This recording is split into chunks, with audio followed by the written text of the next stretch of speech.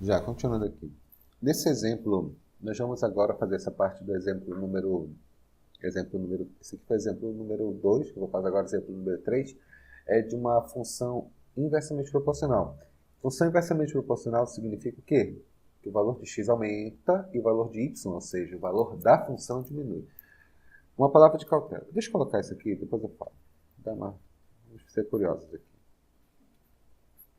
Por enquanto, a gente não está explicando assim matematicamente como é que faz as coisas assim. Nós estamos falando de uma maneira mais intuitiva. Não esqueça o objetivo dessa aula é entender o que é função.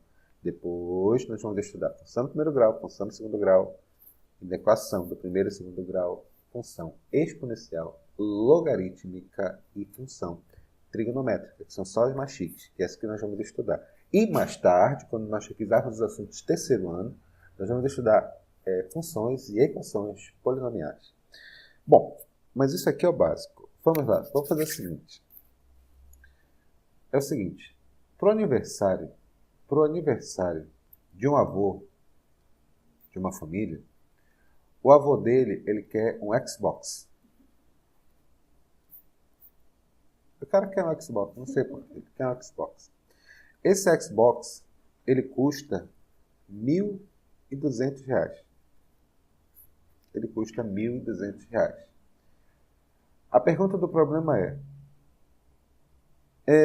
bora vamos montar uma função que quanto mais pessoas, vamos fazer uma cota, né? Nós vamos dizer que essa despesa, eu vou até escrever a condição, que por toda função tem que ter condição, é o seguinte. A despesa, que é o valor de y, deverá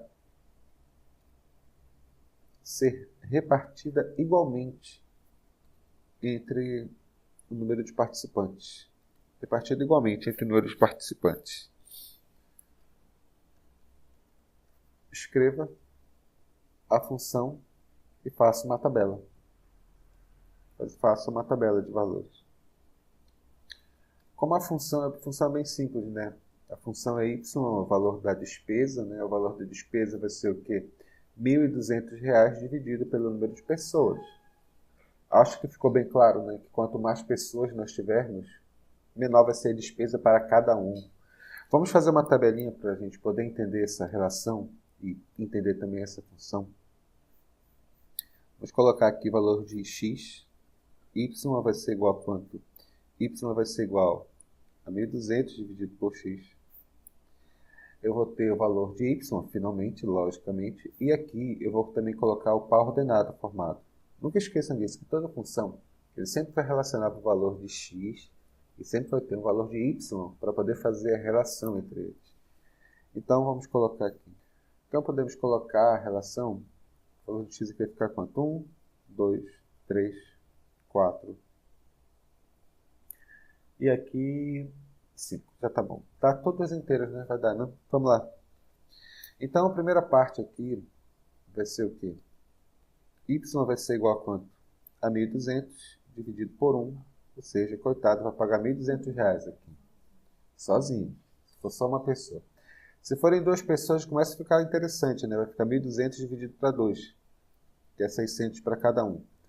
Se forem 3 pessoas, vai ficar quanto? Vai ficar 1.200 dividido por 3. 1.200 dividido por 3 é igual a quanto? R$400 para cada um. Y vai ser igual a quanto? 1.200 dividido por 4. 1.200 dividido por 4 vai ser o quê? 300 para cada um. E finalmente, 1.200 dividido por 5. 1.200 dividido por 5, fazendo de cabeça, vai dar R$240. É um valor, vocês perceberam que na verdade essa função ela é uma função decrescente, né? Uma função chamada inversamente proporcional. Ela é inversamente proporcional porque os valores de x vão aumentando com o passar do tempo, mas os valores de y vão diminuindo com o passar do tempo. Observem que quando nós montamos o par ordenado vai ficar assim. Quando x for igual a 1, y é igual a 200. Y, mais uma vez, é o valor da função.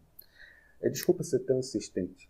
Quando eu falo y, e a partir de agora vocês têm que lembrar disso, Y não é uma letrinha, uma coisa não. Y significa valor da função para aquele determinado valor de x. Tu relaciona. Quando eu tiver x, eu vou ter o valor y. Qual o valor da função nesse caso? Nesse caso é quando x for igual a 1, valor de x. O valor de y, que é o valor da função, observe, lembre disso. O valor da função vai ser igual a quanto? Vai ser igual a 1.200. Aqui, quando x for igual a 2, y vai ser igual a quanto? 600. Quando x for igual a 3, y é igual a quanto? 400.